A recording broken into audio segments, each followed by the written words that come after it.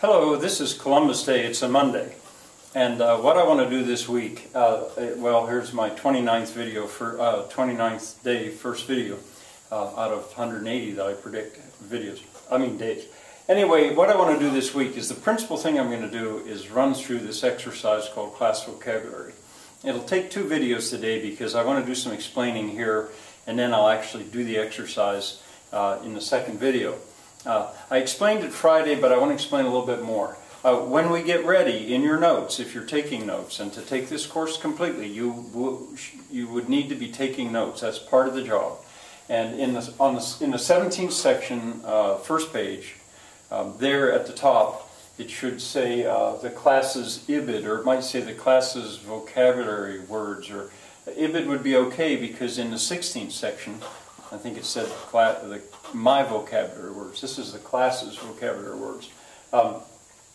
What we're going to be doing is we're going to be taking words from the individual students' lists and bring them into the classes so that the class has a list of its own.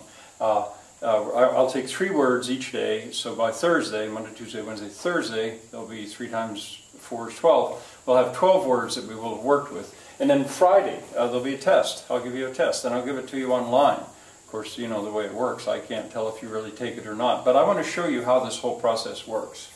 This class vocabulary was the idea of Richard O. Blanchard, Doc Blanchard. I spoke very fondly of him on Friday, and I am very fond of him, even though he's dead and gone now. But his influence has been profound. Well, anyway, when I was in 10th grade, he's the one who introduced me to this concept of class vocabulary. I don't know where he came up with it. I can take it no further back than him. But I was so impressed with how much fun vocabulary was with this system that I made up my mind then as a 10th grader that if I ever became a school teacher of any kind, I would use this system. Even if I were a math teacher or a science teacher, I would still, to some extent, use this system of class vocabulary. And as time went on in my teaching career, I didn't use it nearly as much toward the end as I did at the beginning because I just had so much other stuff to do. But every year I always did it to some extent. One of the things that's so special about this, and just in case I wouldn't tell you later, is that the words, ideally, you run into these words in your real world. You're not, as a 10th grader, I was not given a list of words. Here are words that you should know. Be good if you knew them. No. These were words that myself and my fellow students had run into and noticed, hey, there's a word. It's part of my world. I don't know what that word is. And so the word has already proven itself that it is part of my world. Now, we give a lot of attention to each one of these words, and so they become pretty special. One of the things I loved about doing this as a teacher is I never knew class to class to class. I never knew what the words were going to be. I wasn't equipped with the list. I couldn't tell the kids, well, here's what your vocabulary words are going to be. I had to wait until the class, and then we'd see what the kids provided. All right, a couple other things by way of explanation. In order to find any of the pronunciation, the correct spelling, the part of speech, most importantly that you might not realize is the etymology. Where does the word come from? In order to find all that stuff, Merriam-Webster.com online is what I've used. I find it's very useful. I'm sure there are other ones as well, but I found that very useful, and it would give everything. Don't forget humanitynotes.webs.com, that website which I've spoken of several times, Josh Wagner's work from last year. In it, there's a list of websites. You could also see what he did with class vocabulary to the extent that we did it last year. In the process, which in the next video I'm going to run through it, in the process I expected every student always to have available, upon demand, a word ready to offer the class.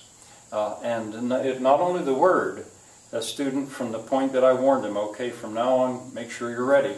They had to have a word that was spelled correctly. That was their job. They had to be able to pronounce it correctly. That was their job. They needed to have a context or I wouldn't take it. They just give me the word, it's of no use. I want it in context, the words around it. They had to be able to tell me what was their source, what was the source, the documentation, where did they get that word. And they had to be able to tell me what part of speech it was correctly, and what it meant, what the word meant. In their own words was best of all, or else copy down what the dictionary said, but usually I would shorten it. And the etymology, where did the word come from? They had to have all that information, and they had to have it correct. 7 points, and you know, a lot of time, and I always like to do it by volunteers. I'll say, who's got a word? And kids would volunteer it. At its very best, kids would do that, but then you'd always have some kids that would volunteer. They were into it, they were doing it, and other kids were just sliding. They weren't really getting themselves ready.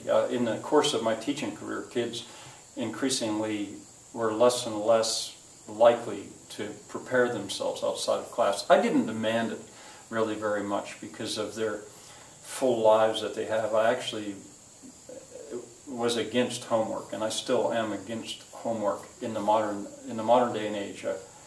Maybe I'll talk about that later on. But here was one case. I'd even give them class time, and I'd say, all right, here you got 10 minutes. Open a book and start to read it. And find a vocabulary word.